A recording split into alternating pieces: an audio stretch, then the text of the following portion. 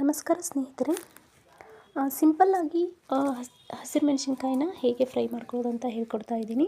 So ಇದನ್ನು ಮಧ್ಯದಲ್ಲಿ ಚೆನ್ನಾಗಿ ಸೀಳ್ಕೊಂಡ್ಬಿಟ್ಟು ಒಂದು ಹಂಚು ಕಾಯೋದಕ್ಕಿಟ್ಟು ಅದನ್ನು ಚೆನ್ನಾಗಿ ಫ್ರೈ ಮಾಡ್ಕೋಬೇಕಾಗುತ್ತೆ. ಸ್ವಲ್ಪ ಮಧ್ಯದಲ್ಲಿ ಆಯಿಲ್ ಹಾಕಿ ಮತ್ತು ಕಂದು ಬಣ್ಣ ಬರೋವರೆಗೂ ಚೆನ್ನಾಗಿ ಫ್ರೈ ಮಾಡ್ಕೋಬೇಕಾಗತ್ತೆ. ಸೊ ಮೀಡಿಯಮ್ ಫ್ಲೇಮ್ ಇಟ್ಕೊಂಡು ಚೆನ್ನಾಗಿ ಫ್ರೈ ಮಾಡ್ಕೊಳ್ಳಿ. ಜಾಸ್ತಿ ಇಟ್ಬಿಟ್ರೆ ಸೀದ್ಕೊಂಡ್ಬಿಡುತ್ತೆ. ಸೊ ನಿಧಾನ ಉರಿಯಲ್ಲಿ ಚೆನ್ನಾಗಿ ಫ್ರೈ ಮಾಡಿಕೊಂಡು ಇದಕ್ಕೆ ರುಚಿಗೆ ತಕ್ಕಷ್ಟು ಸ್ವಲ್ಪ ಉಪ್ಪು ಹಾಕ್ಕೊಳ್ಳಿ. ರುಚಿಗೆ ತಕ್ಕಷ್ಟು ಉಪ್ಪು ಹಾಕ್ಕೊಂಡು ಚೆನ್ನಾಗಿ ಸ್ವಲ್ಪ ಫ್ರೈ ಮಾಡಿ.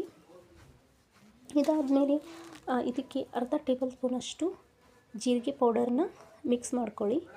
ಜೀರಿಗೆ ಪೌಡರ್ ಮಿಕ್ಸ್ ಆದಮೇಲೆ ಸ್ವಲ್ಪ ಒಂದು 2 ನಿಮಿಷ ಚೆನ್ನಾಗಿ ಮಿಕ್ಸ್ ಮಾಡಿಕೊಂಡ್ರೆ ನಮ್ಮ ಹಸಿರು ಮೆಣಸಿನ್ಕಾಯಿ ಫ್ರೈ ರೊಟ್ಟಿಲಿ ತಿನ್ನೋದಕ್ಕೆ ರೆಡಿ.